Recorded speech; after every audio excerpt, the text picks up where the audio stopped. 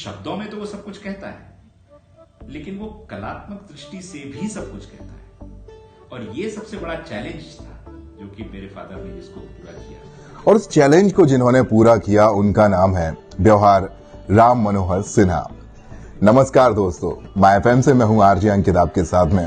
और ये बात उन दिनों की है जब एक तरफ हमारा पूरा देश आजादी के जश्न में डूबा हुआ था और दूसरी तरफ हमारे जबलपुर के हनुमान ताल वार्ड में स्थित व्यवहार निवास पैलेस में हमारे इस विश्व के सबसे सुंदर संविधान को सुसज्जित करने की सुगबुगाहट चल रही थी।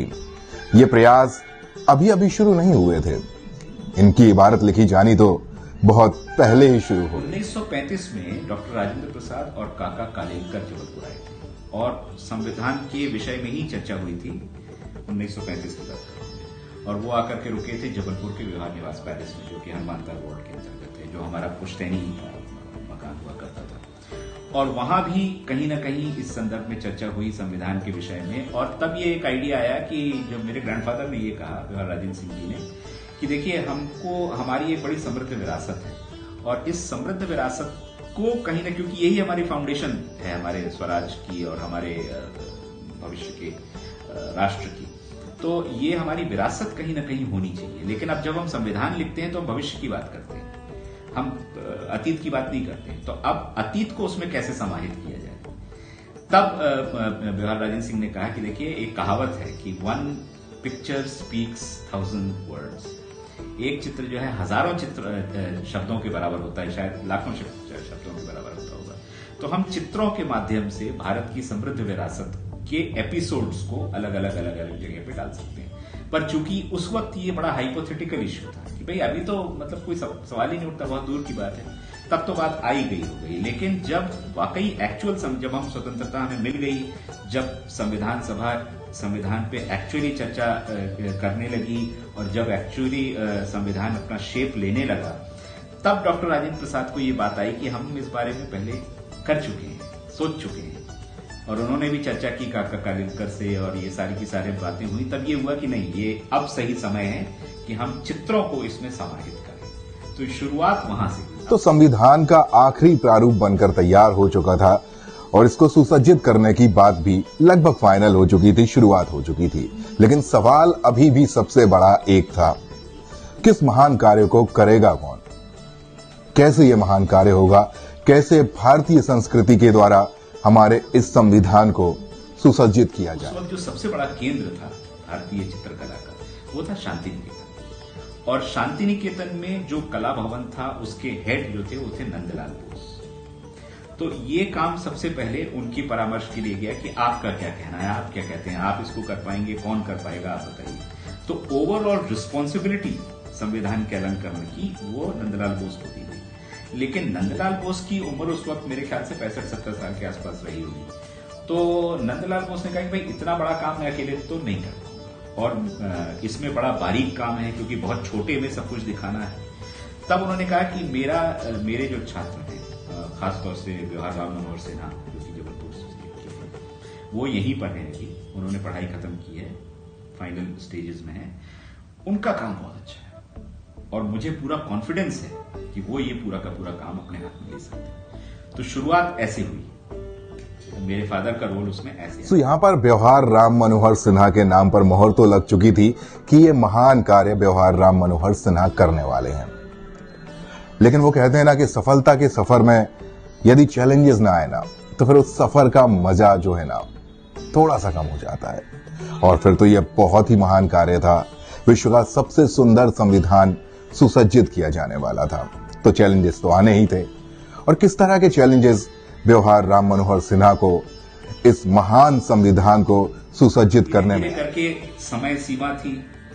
और चित्रकार जब कोई कला का सृजन करता है तो वो अपने लय पे करता है, तो वो समय की सीमा को नहीं देखता।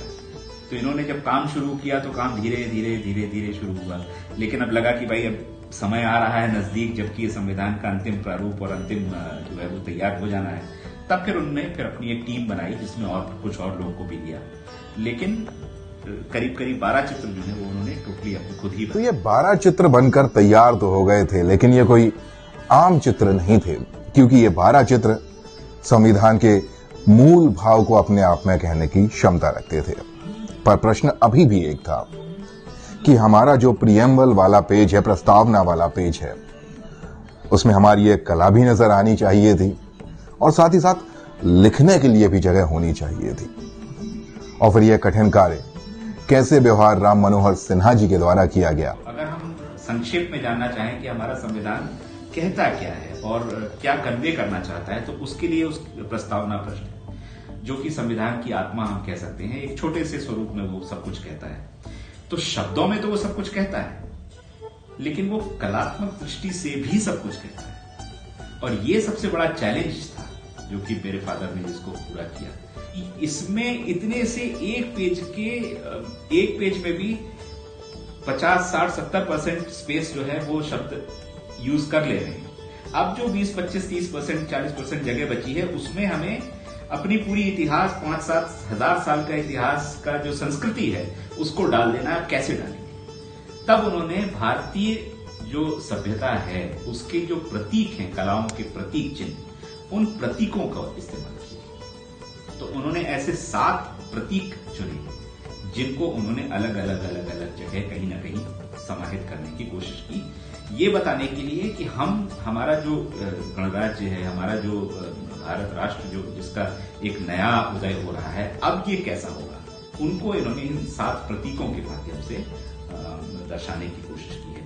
ये 7 प्रतीक जो हैं वो जो संविधान का जो प्रस्तावना पृष्ठ है, 4 कोनों पे 4 प्रतीक हैं और बाकी 3 प्रतीक जो है वो उसी के अंदर डिजाइन के अंदर रजिस्टर्ड है। तो ये 7 भारतीय चित्रकला के प्रतीक चिन्ह तो हमारे संविधान में आ चुके थे, हमारे प्रियम्बल वाले पेज पर आ चुके थे। लेकिन अभी सवाल आपके मन में होगा कि कौन से हैं ये 7 प्रतीक चिन्ह और क्या इनका मतलब होता है। पहला प्रतीक जो है वो है वृषभ, ठीक है, जो कि साधुत्व का और धैर्य का प्रतीक है। दूसरा प्रतीक आता है उसमें गज, जो कि बुद्धिमत्ता का प्रतीक है।